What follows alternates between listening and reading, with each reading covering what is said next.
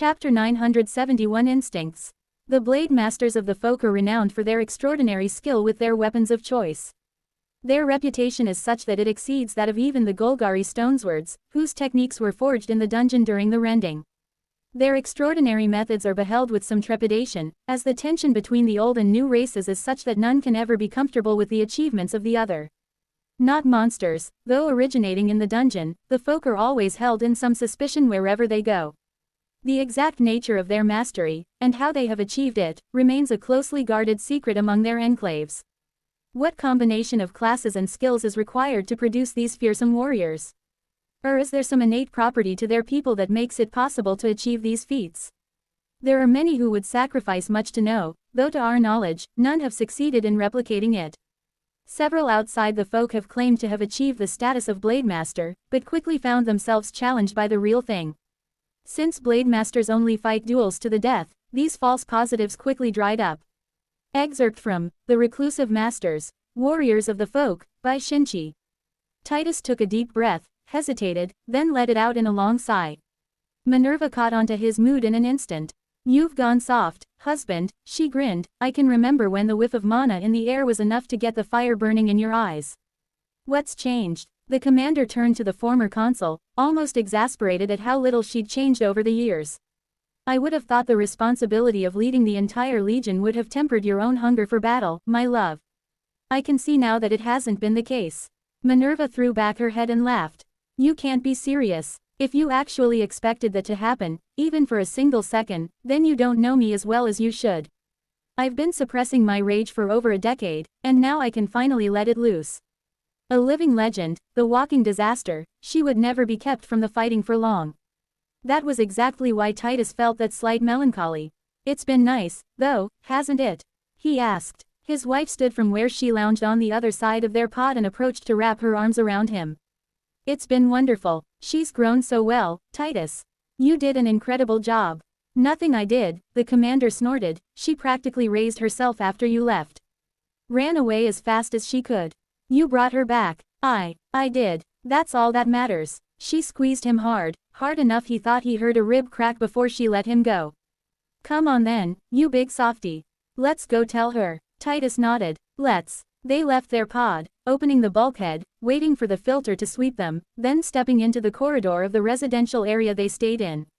Resources were tight in any Legion base within the 5th, and it was largely due to Minerva that they'd been able to stay here at all. Navigating the narrow corridors, the two endured the awestruck gaze of the legionaries deployed for training, and from more than a few of the instructors. It didn't bother the pair over much, they were used to attention. Eventually, they strode up to their daughter's door and knocked heavily. Even through the reinforced and enchanted metal, they heard her scrambling to tidy up and they both smiled. Then Titus frowned. It occurred to him that there might be a boy in there. Perhaps that sound was Morelia trying to stuff some fool into the closet or under the bed. No matter, he decided, regardless of where he was, he would die. "Relax, would you?" Minerva whispered. "You look like you're going to commit murder. There's nobody else in there." "You're sure?" She shot him an offended glance and he nodded. She had the skills to sense a rat, let alone another person. After another minute, the door was pulled open to reveal a harried-looking Morelia, her dark hair a jumbled mess shooting off in all directions.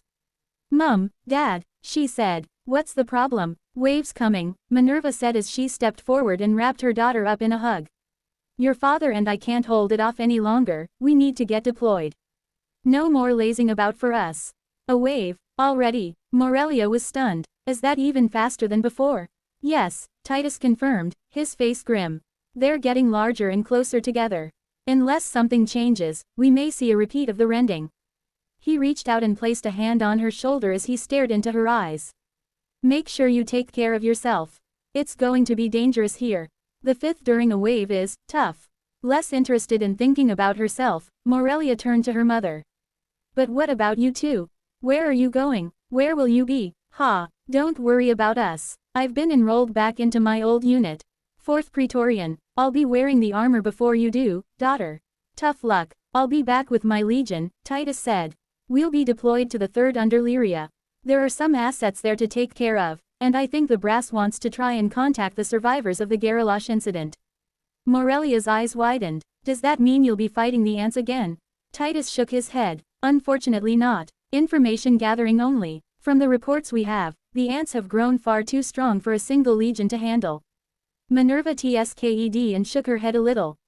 You're not going back to your legion, she said. Titus blinked. What? He rumbled. She grinned at him. You're coming with me, she announced. Time to get back to the big leagues, husband of mine. Don't forget to bring your axe. Chapter 972 Assembly. The blade masters of the folk are renowned for their extraordinary skill with their weapons of choice. Their reputation is such that it exceeds that of even the Golgari stoneswords, whose techniques were forged in the dungeon during the rending. Their extraordinary methods are beheld with some trepidation, as the tension between the old and new races is such that none can ever be comfortable with the achievements of the other. Not monsters, though originating in the dungeon, the folk are always held in some suspicion wherever they go. The exact nature of their mastery, and how they have achieved it, remains a closely guarded secret among their enclaves. What combination of classes and skills is required to produce these fearsome warriors?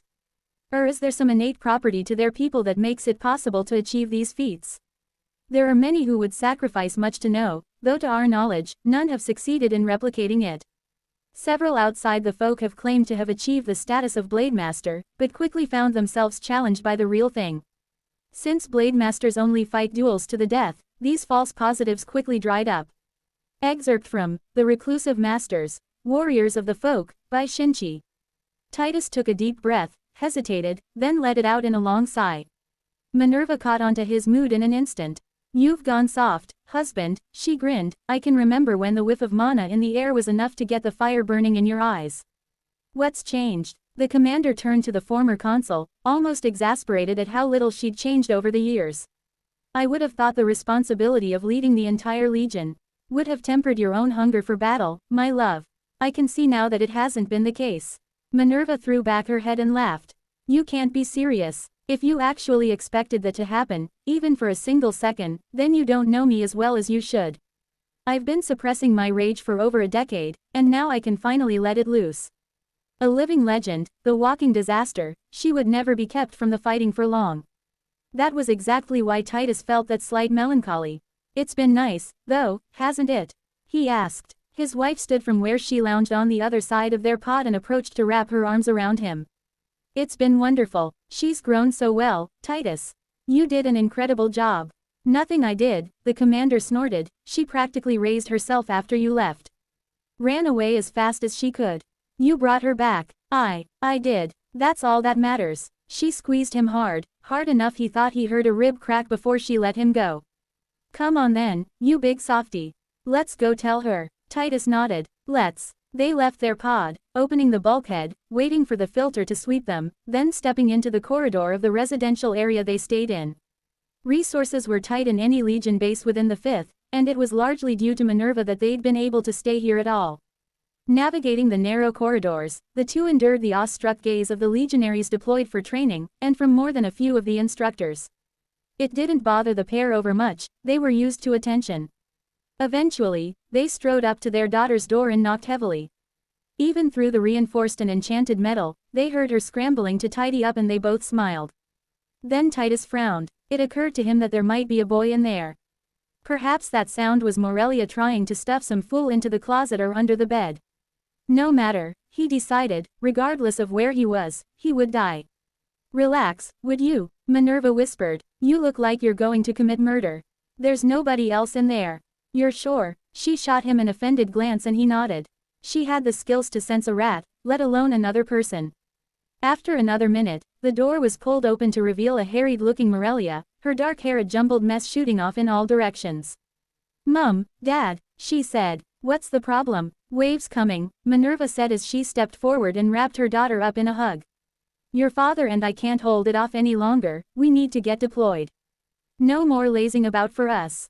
A wave. Already, Morelia was stunned. Is that even faster than before? Yes, Titus confirmed, his face grim. They're getting larger and closer together. Unless something changes, we may see a repeat of the rending. He reached out and placed a hand on her shoulder as he stared into her eyes. Make sure you take care of yourself. It's going to be dangerous here. The 5th during a wave is tough. Less interested in thinking about herself, Morelia turned to her mother. But what about you two? Where are you going? Where will you be? Ha! Don't worry about us. I've been enrolled back into my old unit. 4th Praetorian. I'll be wearing the armor before you do, daughter. Tough luck. I'll be back with my legion, Titus said. We'll be deployed to the 3rd under Lyria. There are some assets there to take care of, and I think the brass wants to try and contact the survivors of the Garalosh incident. Morelia's eyes widened. Does that mean you'll be fighting the ants again? Titus shook his head. Unfortunately not. Information gathering only. From the reports we have, the ants have grown. Far too strong for a single legion to handle. Minerva tsked and shook her head a little. You're not going back to your legion, she said. Titus blinked. What? He rumbled. She grinned at him. You're coming with me, she announced. Time to get back to the big leagues, husband of mine. Don't forget to bring your axe. Gray tried to suppress his growl of frustration, holding his wolf-like features in an expression of quiet contemplation. Despite his best efforts, his hands twisted as if wringing the neck of his guest. That seems quite unfortunate, he said. Sitting opposite, across a low table that held 2 cups of steaming tea, a fellow member of the folk sat, a wolf, same as Gray. Red shrugged, causing the blade, still in its sheath, on his lap to clink as it shifted. Discussions on a matter this serious are always deliberate and careful. They can't be rushed. If the wrong conclusion were reached, it would be a disaster for us all. Such an obvious statement. It was so blindingly obvious a newborn mole folk, who hadn't even opened its blind eyes, had seen and understood it. Peace, like a lily on the pond. Float above, as the anger sinks below. Discussions on this very serious matter have been ongoing for, he pretended to think, why, several months now. Were they to move any slower, we may be accused of being incapable of making decisions for ourselves. I would hate for our leaders to be accused of being doddering simpletons, lacking in wisdom, or the capacity for speech. Nice job keeping your calm, Gray. Despite remonstrating himself for his less than diplomatic choice of words, the old wolf didn't regret them. Discussion between the various enclave leaders had dragged on, with none willing to make definitive steps for or against any proposal. Regardless how they attempted to dress it up, they were being indecisive, which did impact on their reputation. The more the folk appeared to bicker back and forth among themselves, the less unified the front they presented to the outside world.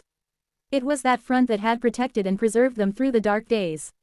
Red did not appear perturbed by the harsh words, though a slight edge in his tone gave away his irritation. The opinion of outsiders is of no concern to me, or to any of the folk. We walk our own trail, as we always have. Complete and utter nonsense. I presume that no blade masters have been sent to challenge others in the past year then. Gray observed. An interesting change of policy. I am sure you are aware that they have, Red said, left eye twitching slightly. They have. Gray feigned surprise. But why? If we do not care what outsiders think, what need is there to demonstrate our prowess? That would be as if our perceived competence and strength were direct contributors to our well-being and safety. Which cannot be the case, according to your words. Please, honor me with an explanation to clarify this mystery. To add insult to the injury, he even slid back from the low table so he could bow at the waist, smirking as he did so.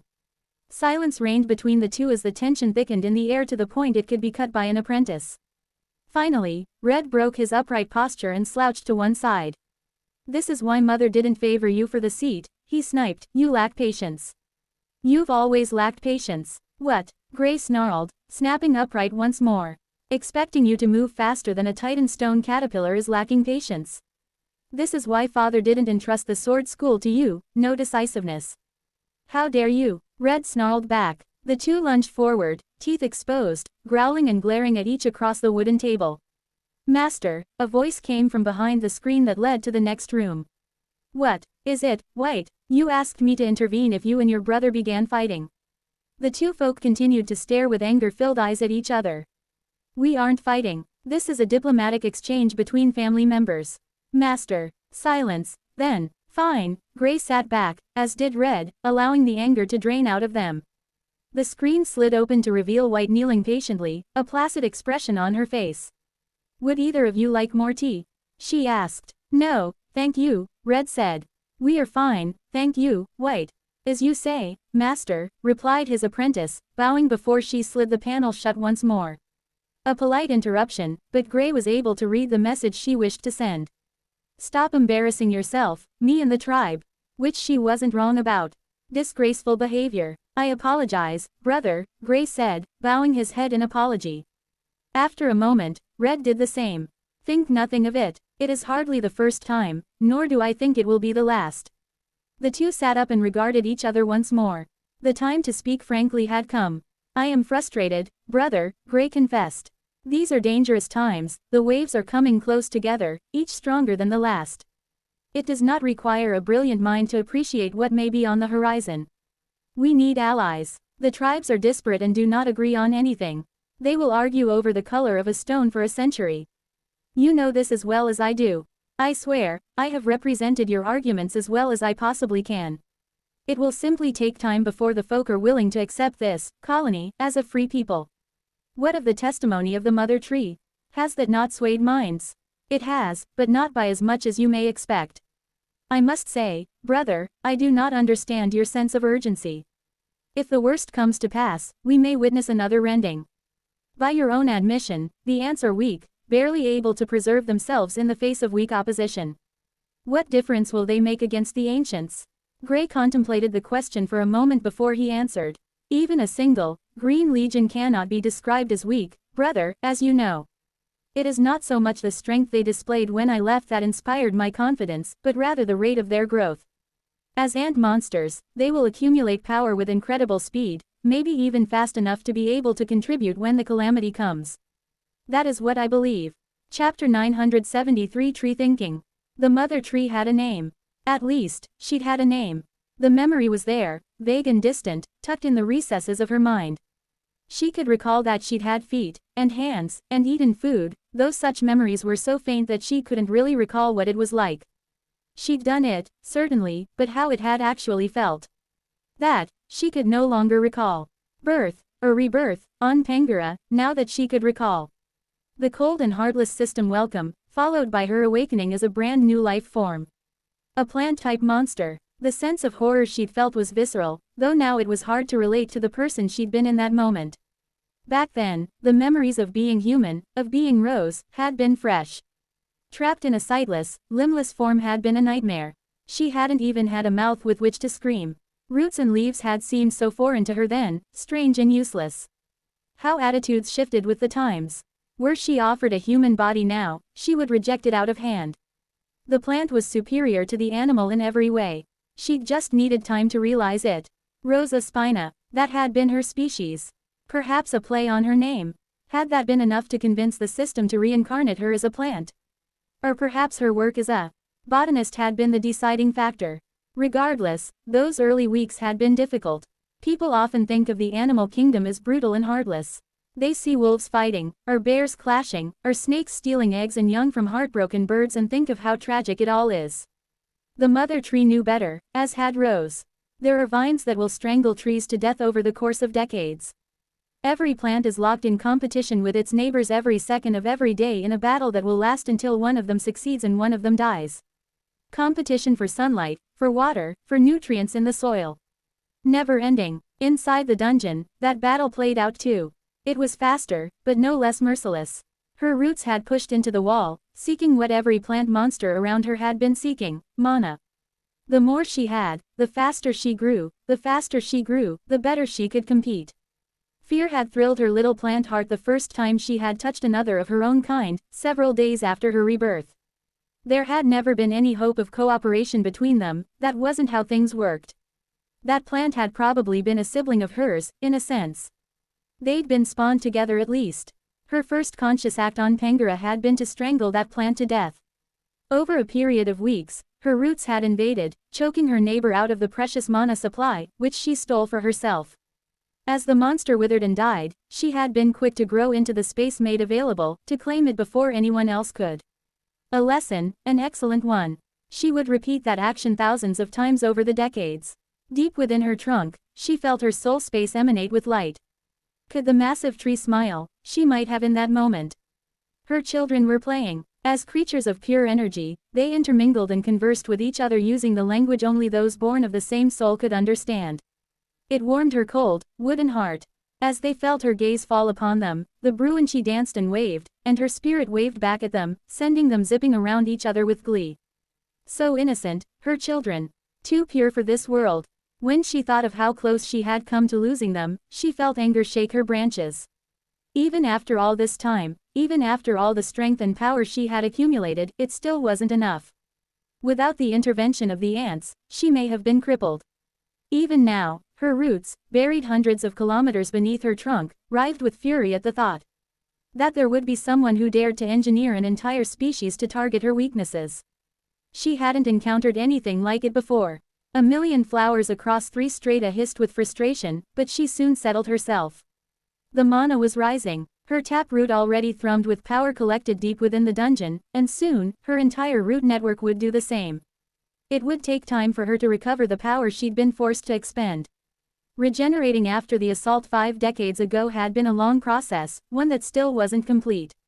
When her strength had fully returned, she would ensure that those who had tried to steal away her children would get their just desserts.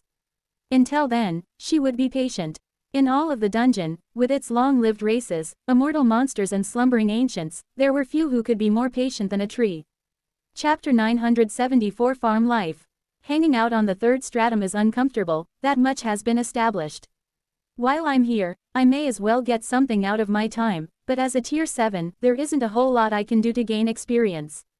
I get a bit of biomass, obviously, but the most important thing to mutate is my altar, and I'm still not entirely clear on how the thing works. As the mana level gradually rises, Tiny, Chrysalis, Nvidia and myself stick to colony territory, hunting and grinding as the colony works itself into a frenzy around us. Farming the waves has become something of a colony tradition, and this time around is shaping up to be no different. I've no doubt that the already existing network of farms in the Shadow Sea are being massively expanded, but it's here on the Demon Plains that the biggest push is being made. I had a chat with a few engineers when I walked past, just because I was curious as to how they were going to go about it. The main goal of the farms is to create an enclosed system wherein the monster spawns have a high chance of forming a core. Getting biomass out of them is nice, obviously, but the dramatic increase in core inflow is the real prize of the waves if you ask me. There are a ridiculous number of ants now, and more being born every day. There are something like 20 egg-producing nests now, each with 3 queens hitting their quotas daily. Thousands and thousands of eggs every week. The colony is well on the way to reaching super colony status. I feel extremely proud of our progress. On Earth, there were some truly massive ant colonies that we can compare ourselves to. A single nest, or colony, of some species could hold up to several million individuals, a number we are rapidly approaching. A super colony is created when ants in multiple nests recognize each other as the same species, and therefore cooperate. For ants, this isn't normal. The pheromones of one colony are usually too different after a single generation, so the children of a queen will fight and compete against ants from the nest she was born in. When this doesn't happen, when the children still recognize their parent nest as being friendly, they cooperate and act as one massive colony.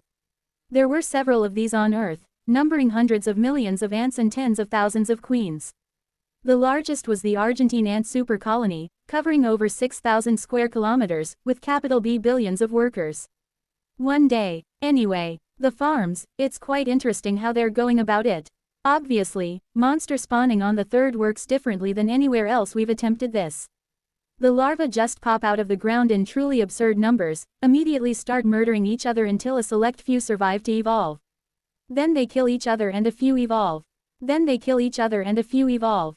And so on. Our research ants have determined that the ratio of larvae that survive to reach tier 6 is close to 1 in a million. So wasteful. The colony has already succeeded in selective demon rearing. Picking out a promising larva and tending it to ensure that it matures, feeding it cores to fuel its development.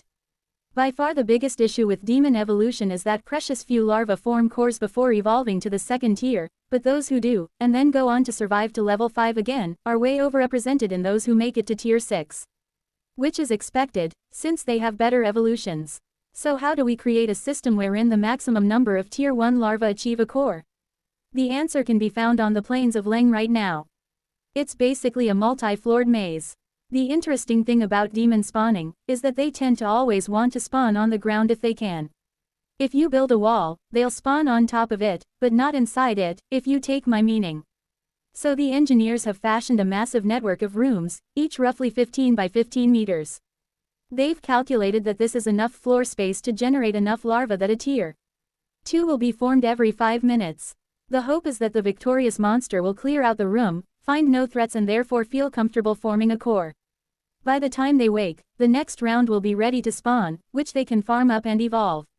Here's the interesting bit. There's an iron grate on the roof, which will only open if a tier 2 pushes on it.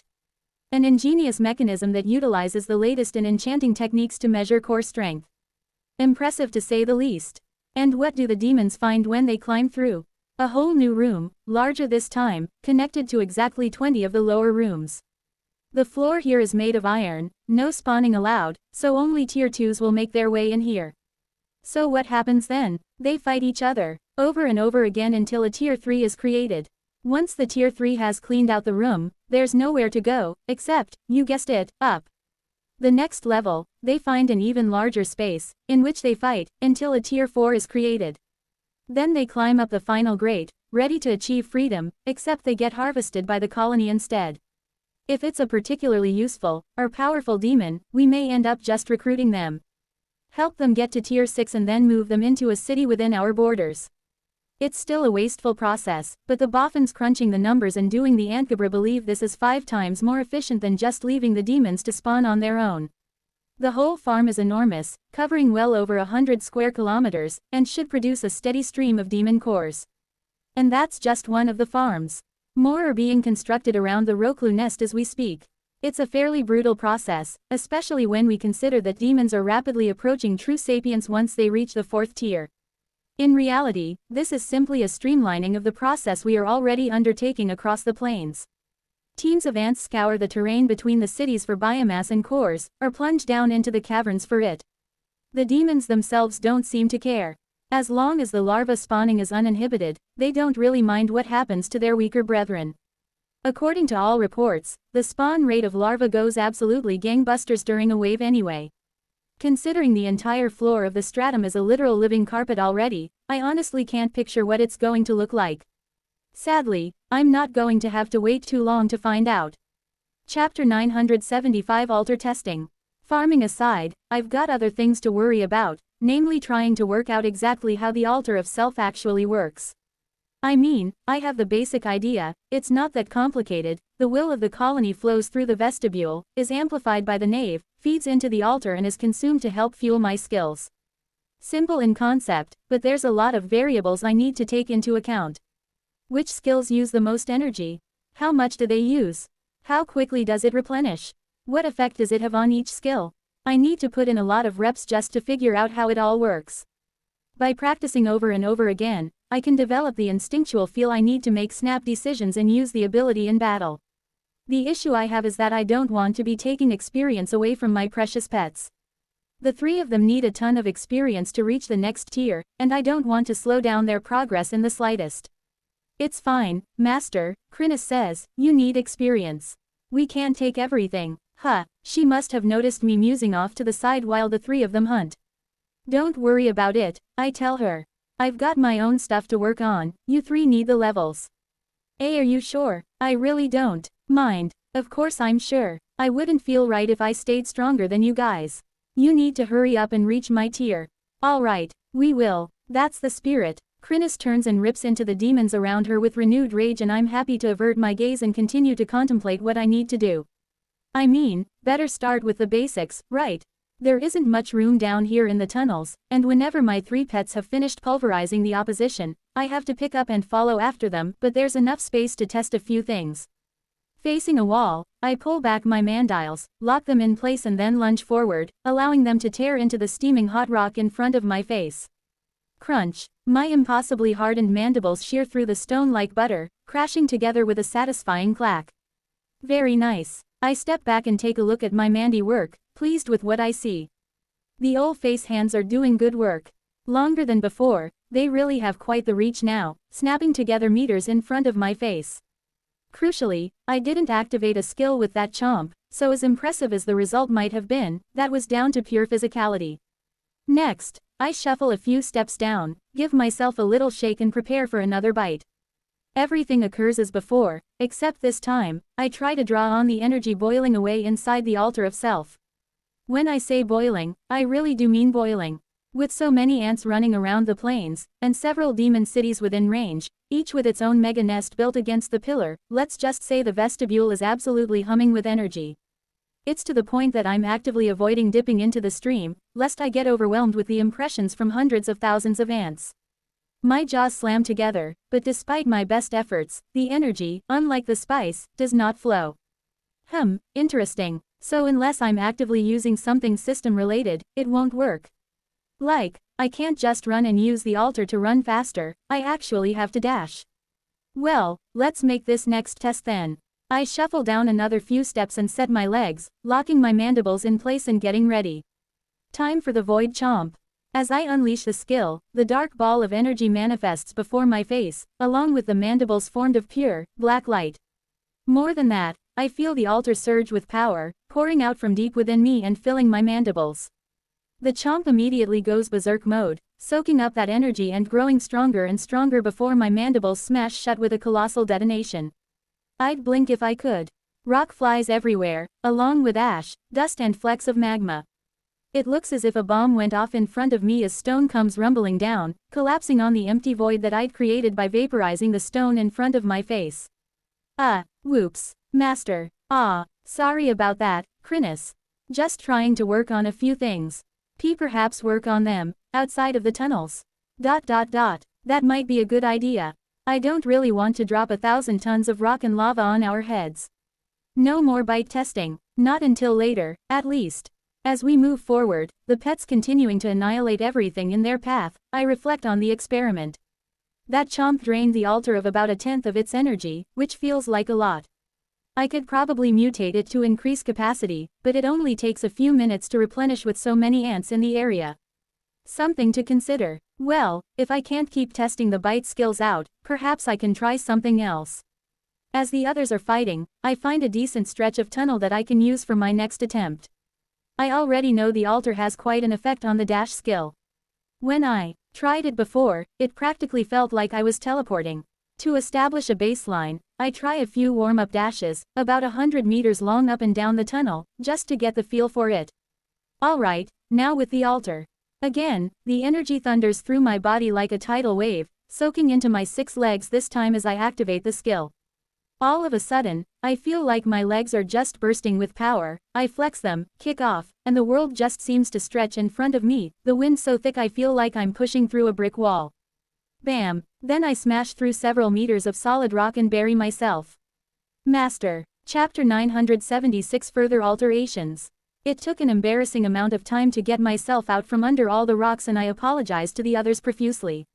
I'm taking away from their precious training time with my idiocy, after all. We push down to the next layer, bypass the demon city there and the 3 pets continue their hunting activities on the plains while I focus on using the greater space to run my tests with a little more safely. Turns out my dash skill needs a minimum of 100 meters room when I'm charging it up with my altar. At least, that remains the case until I get a better handle on it. I can't seem to accurately judge the distance or control how far I travel when I'm moving with that much juice. Further chomp testing yields similar results as before. Essentially, an altar-boosted void chomp is completely off the chain, so out of control that it and control have never been seen together in the same room. The destructive power is, rather intimidating. When compared to the normal, unempowered void chomp, the result is more than twice as devastating in terms of the area. It's difficult to tell what sort of effect there is to damage, the rock doesn't exactly do a great job resisting the attack. It's stronger, how much, I can't really tell. With the basic physical skills tested, I move on and try to use my spells. Not getting crazy about it, no gravity bombs or the like, at least not yet, but I fling out a few firebolts to see what happens. Unempowered, they're not overly impressive, but when I attempt to use the altar, I'm delighted to find that the energy floods out one again, beefing up the spell to a much more impressive version of itself. Which still isn't much, it's just a firebolt after all. Even so, this is progress. I run through a few other spells, testing how much energy is used and what sort of effect I see from the influence of the altar. The amount of will consumed seems to be roughly commensurate with the amount of mana contained in the spell. Which makes sense, I suppose. Basically, the altar tips in an equal amount to whatever spell or skill I'm activating, which means the beefier the attack, the more it gets beefed. That explains why the Void Chomp experiences such a dramatic upgrade. I shudder to think what might happen when I fire off a full-power gravity bomb. Not likely to be testing that anytime soon. I can kind of think of the altar as making my skills and spells act like they're one rank higher than they already are. I'm not certain if that's an exact estimate, but it feels like a simple way to understand what is happening to my abilities.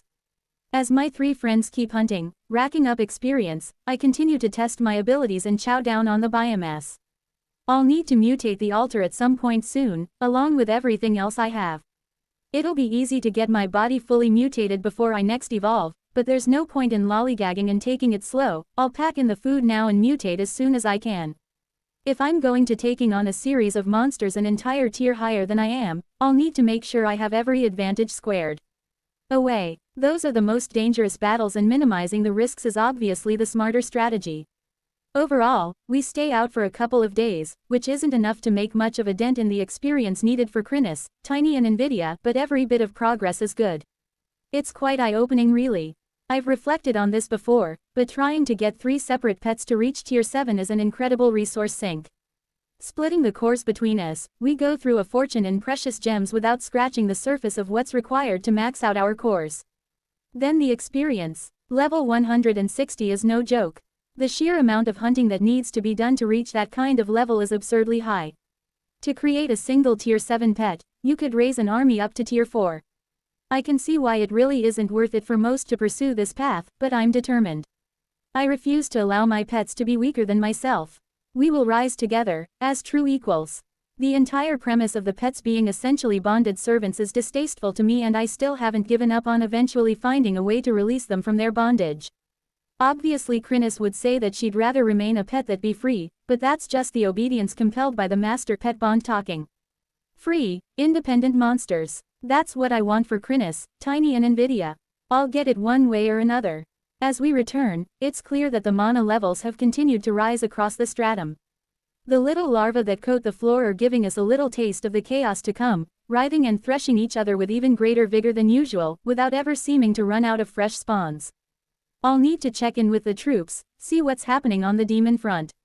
If more of our own allies are going rogue, then there's going to be issues, especially if the stronger demons start to turn against us. I mean, I'm totally confident I can smoke a tier 7 demon like a fresh ham, but I can't be everywhere at once. The colony has just gotten too big for me to protect every single part of it, which means I need to be especially careful where I place myself. Chapter 977 Nectar of Life.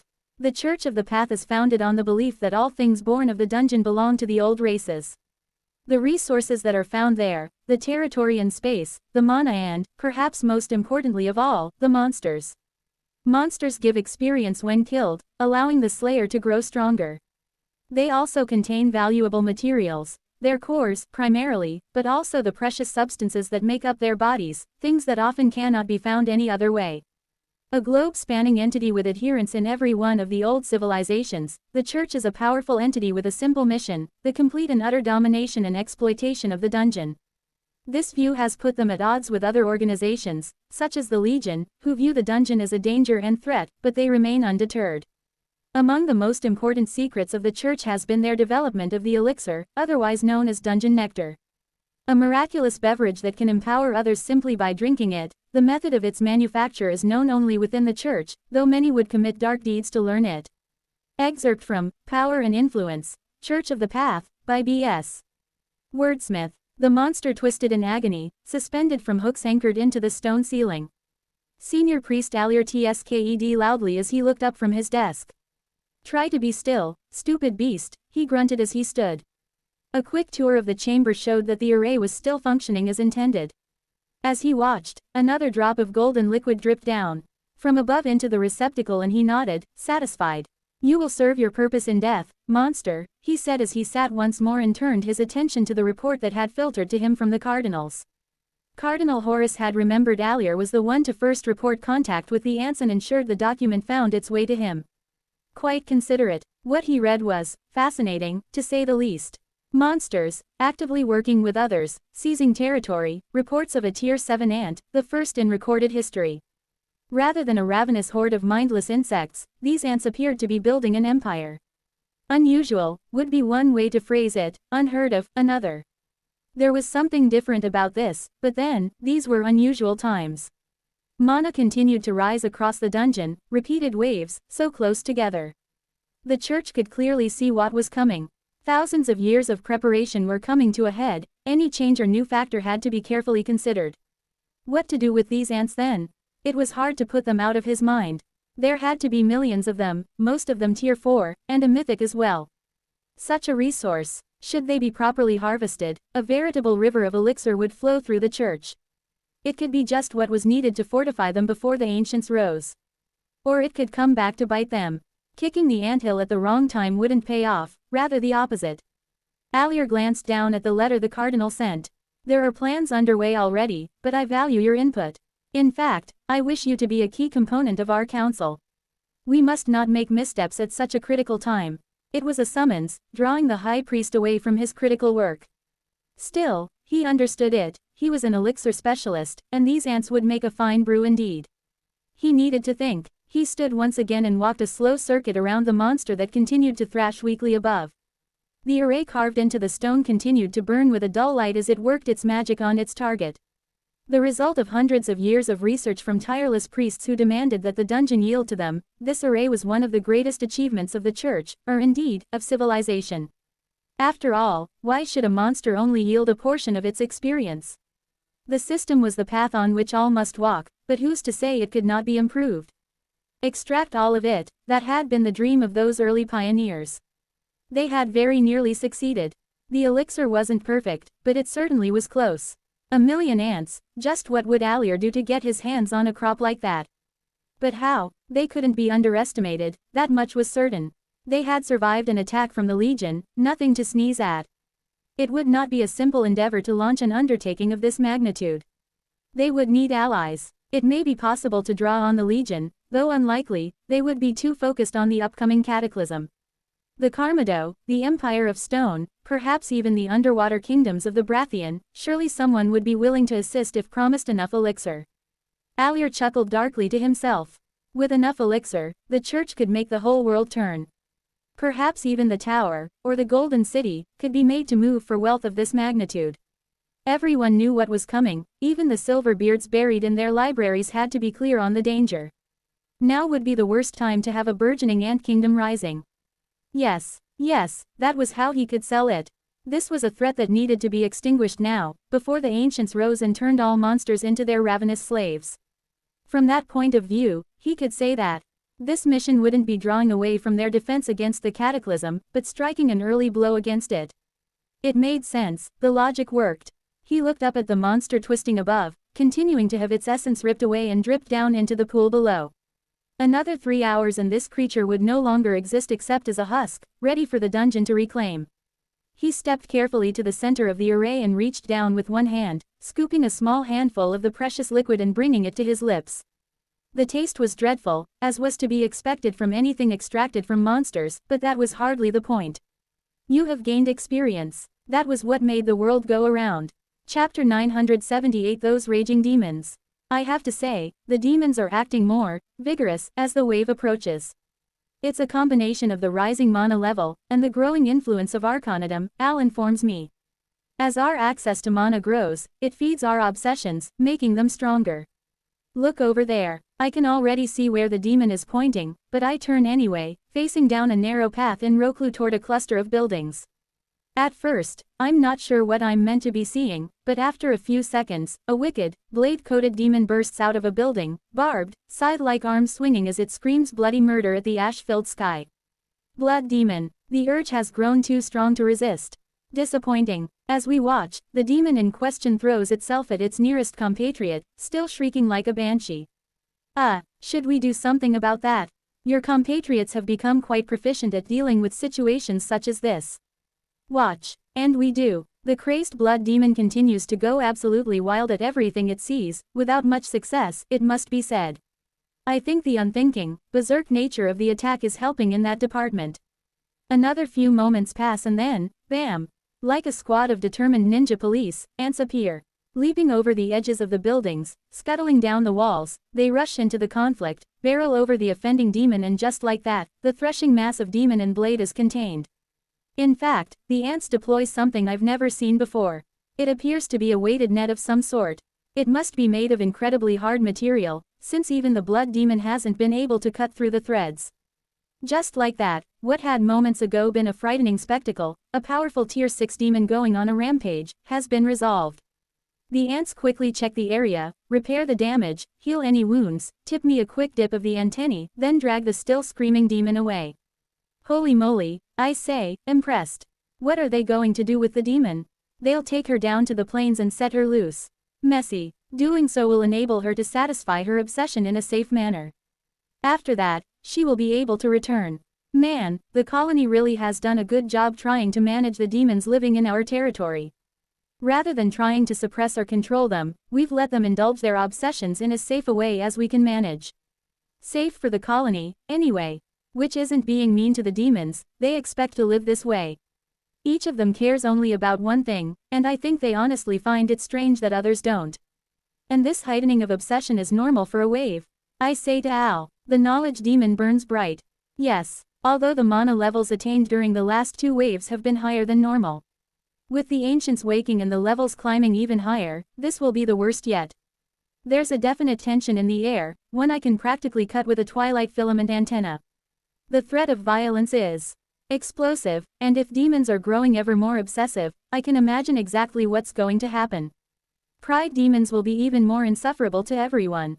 Grudge demons are going to lash out for practically everything. Murder, blood and other violence-motivated demons are going to cause absolute mayhem all the time. I can only imagine what it's going to be like when a war demon is around. Then we have to deal with those who succumb to the urging of their meddling ancient, parent, or whatever he thinks he is. I presume those who are falling into Arconidom's crusade are more numerous as well. That is the case. It is interesting watching it take place. I have not seen it myself before. Are there any demons old enough to remember the last time this happened? I didn't think there would be, considering it was, like 1,000 years ago. There are some, but they are not on our side. Well, darn, he's probably talking about the tier 8s below. After checking out the city with Al, we march down into the gigantic anthill built beneath the plate to see if the brass have worked out where they need us. I don't exactly get what I'm looking for. There are spot fires everywhere, eldest, Sloane tells me wearily. I could ask you to go to 100 places, but putting out one isn't necessarily going to help. None of those issues are large enough to warrant your attention, Victor says. There are plenty of others to deal with things like this.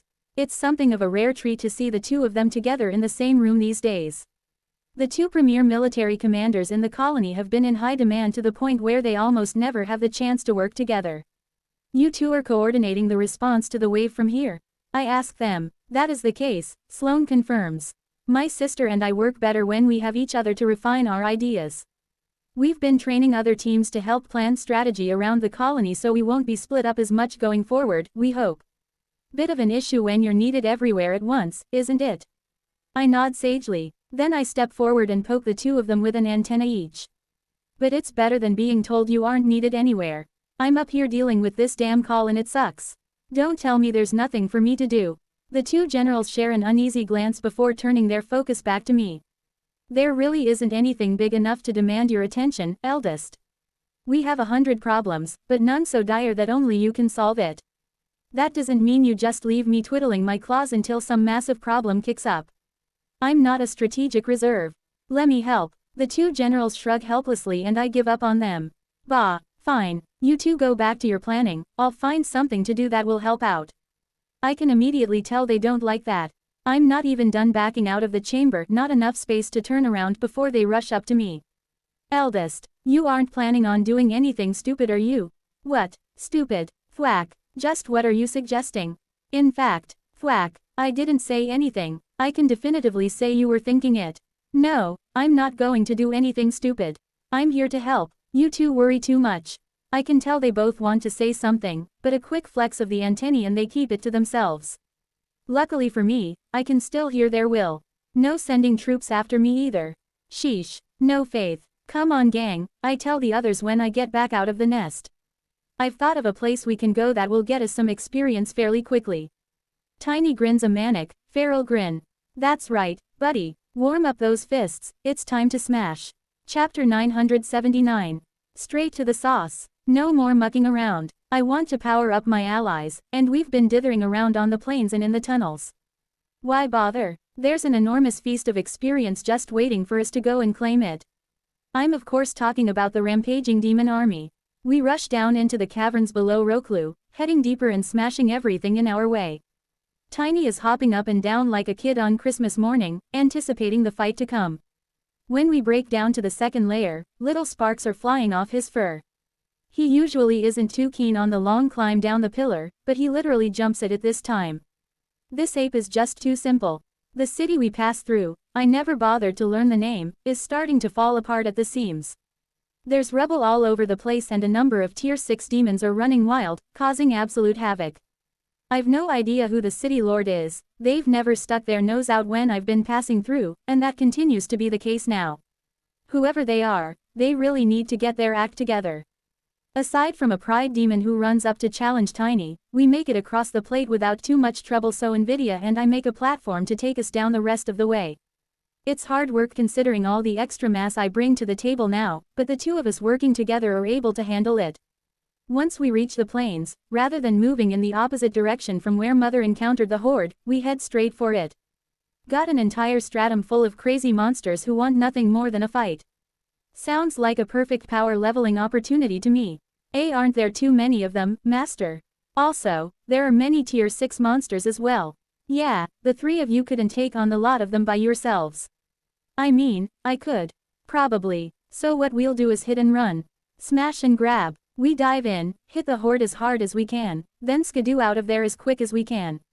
If it looks like they might catch up and tangle us, I'll drop a gravity bomb to create some space. Sound good. The three of them nod in agreement.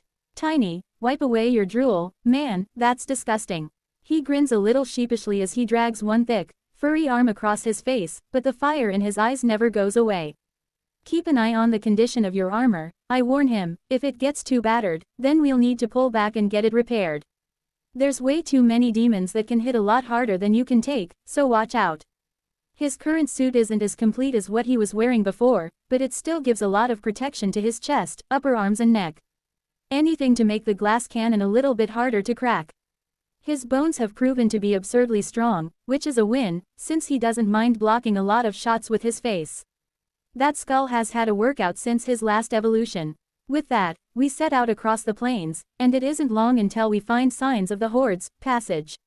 They aren't bubbling up from the layer below anymore, at least not here, but we catch signs of them in a nearby city. When the pillar emerges from the darkness, we can see the fires burning, smoke billowing into the ash-filled sky. It's on like Donkey Kong. We rush forward to find the demons still all over the pillar and crowded around the base, though it appears they're leaving rather than coming. Hold up, I tell the others, we need to rotate around and hit them from the other side. We can't retreat toward the colony, otherwise we'll just be dragging them back into conflict with the family. A little bit of wisdom, from me. Hey, I'm mature. So we circle around, although I have to latch my mandibles around Tiny's arm and physically drag him at one point. The demons are already starting to trail away, looking for a new fight. You're about to get one, you poor idiots. Alright, Tiny, get him. Quadruple ARRRRRRRRRRR. The massive gorilla, unable to contain himself any longer, unleashes a stone-shattering war cry, pounding his chest with his open palms. When he leans forward and smashes the ground with his fists, propelling himself forward, I swear I hear thunder. Go on, Chrysalis. If he gets more than you, I'll be disappointed. I'll get all of them. Chrysalis dives off my carapace and splashes into the stone. A moment later, a wave of slithering shadow flesh is rolling across the plains, three enormous mouths appearing now and again, gnashing at the air. Well, that's horrifying. Do your best to keep Tiny alive, but I want you to make sure you get your share of experience, alright? I tell Nvidia, who remains hovering by my side. Your praise SSSE. I SSSSS Hall have SSSS it. Anytime you want it, you got it. With a green glitter in that giant eye, he turns and begins to flutter his way over to the fight. Tiny has already arrived, and the big lug's roar almost sounds like laughter as repeated detonations and flashes of lightning explode in the distance. This should be fun to watch. I try to stay close and continue to work on my new skills and abilities, testing my gravity magic and altar out. I have to be a little sparing with the altar, though, since there aren't nearly as many ants in range down here. I mean, there's still a ton, I can get all of them from the nest under Roklu, pretty much, but all the surrounding nests are well out of range. Occasionally, I yoink a bit of biomass during the fight while keeping myself out of harm's way. I'm not here for experience, after all. My three friends tear into the demons-like forces of nature. Each of the three is a peak performance creature, perfect mutations and evolutions straight down the line, with high rank skills to boot. Experienced in fighting together and with complementary abilities, they battle like a well-oiled machine. So overwhelming is their assault that the demons don't manage to even lay a claw on them for several minutes of fighting. Chrysalis' ability to seek out juicy targets and turn them against their allies causes absolute chaos within the horde, and the big-hitting Tiny and Nvidia have all the room they need to go to work. I almost feel sorry for the demons, but eventually, the weight of numbers wins out. Retreat. I bark at them. That's an order, Tiny. No stupid stuff today. Chrysalis and Nvidia, grab onto Tiny and let's get the heck out of here. They do as asked and the gorilla zooms past me, bleeding from several cuts and grinning like a lunatic. The demons rush towards me, mine's gone, desperate to kill. Gravity bomb. Hole. Not like I'd give them a chance. See you soon, Horde. We'll do it all over again. Chapter 980 Horde Trimming. Sometimes, a horde just gets out of control. It can happen to anyone, who am I to judge? Call in the professional barber service, give a little snip here, a little snip there, and voila. Your rampaging army of feral demons is suddenly that much more manageable. We've cycled through assaults on the horde 4 times now, and it's honestly a bit of a laugh. There's no coordination amongst them, and they aren't quick enough to catch us when we try to run, especially not when I drop a gravity bomb on the frontrunners. Now, there's no need to fear. I know that this isn't the majority of the demon army, or even a significant percentage. If it were, there would be tier 8 demons trying to stomp on my head. Where are the rest of them? No idea, but while this group is out here going wild, we may as well do our bit to reduce their numbers. How are you doing, Tiny? Ready to go again? He gives me a grin and a confident thumbs up. I'd expect nothing less from him. In fact, why the heck do I bother asking? If he had no legs and only one arm, he'd still give me a grin and a confident thumbs up. Nvidia, how's the mana situation? Make sure you don't run low. I am taking it else, he tells me smugly.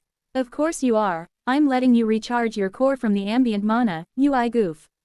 Well, he's performed admirably so far, I won't begrudge him his little triumphs. Chrysalis, how's the shadow flesh stocks? No need to recharge, I'm ready to go, master. Excellent, make sure you eat at least a few of them every time we go in. It's important you keep yourself topped off. All right then, let's go get him. And we're off. With an explosive uppercut, Tiny blows the top off the impromptu burrow we've been hiding in and we emerge to find the horde has moved yet again during our downtime. They found a second city not that long ago, and we hit them twice during their assault. Now it appears they've moved on. Not to worry, tracking a giant army of crazed demons isn't as hard as it sounds. Just follow the obvious trail of wanton destruction. It's a little depressing, though. When we do finally catch up with them, it appears as though they've managed to replenish their numbers from the city that they smashed.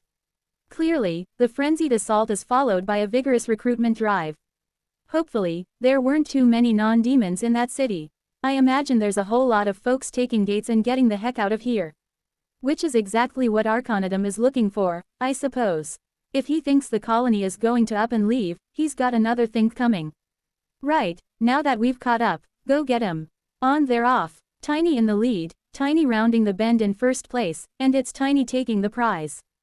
What's he won? The opportunity to pound an entire army into submission, of course. Not that these demons are likely to submit. I don't know what it is that God is doing to them, but they have gone completely loco. The intelligent, obsession-focused monsters are gone, replaced by these slavering hounds, desperate to enact his will. It's depressing if I'm honest. The demons might be a bit nuts most of the time, but I like them. They're weird. Ah well, I entertain myself as usual, keeping to the background, grabbing some snackage when I get the chance while my three friends go absolutely nuts on these demons. As long as they operate at full firepower, it's too hard for the demons to surround them, but obviously, they can't maintain it for that long, hence our need to retreat. I mean, I wish they were strong enough to fight an entire army by themselves, that would be awesome. Maybe after they've evolved. Alright then, just about time, guys. You've got about a minute left, then we'll retreat that way, through that other army over there. Nice. Wait, something seems off about what I just said. The time? No, that's right, 1 minute remaining. Oh, the army. The second army. When the blazing heck did they get there? Holy moly, guys. Change of plans, we need to run, somewhere else. That way. Get cracking. I don't care if you have 30 seconds left, Tiny. Get moving, now. Ordered directly, they don't have any choice but to comply, rushing off between the two armies as they move toward each other. Guess I'm going to have to be the bait to give them a little time to get ahead of the curve. I can manage that. This seems like as good an opportunity as I'm likely to find for a little testing. Gravity mana flows from the gland deep within my carapace. A trickle that rapidly grows into a now familiar flood that curves and swirls down on itself to form my most devastating spell. I've been flinging out pretty weak ones during our hit-and-run escapes. There's no need to go nuts after all. But with a second horde running at us, I think this moment calls for something a little more spectacular. Condensing the mana as I go, I pack more and more in, letting my sub-minds take over my legs and running me away as I focus the bulk of my attention on cramming as much as I can into this spell. At the pace I'm working, it doesn't take long until I've got quite a potent bomb ready to go, and rather than force every drop of mana I can into it, I let it fly. Only after triggering the altar, of course. This should be interesting. Hool.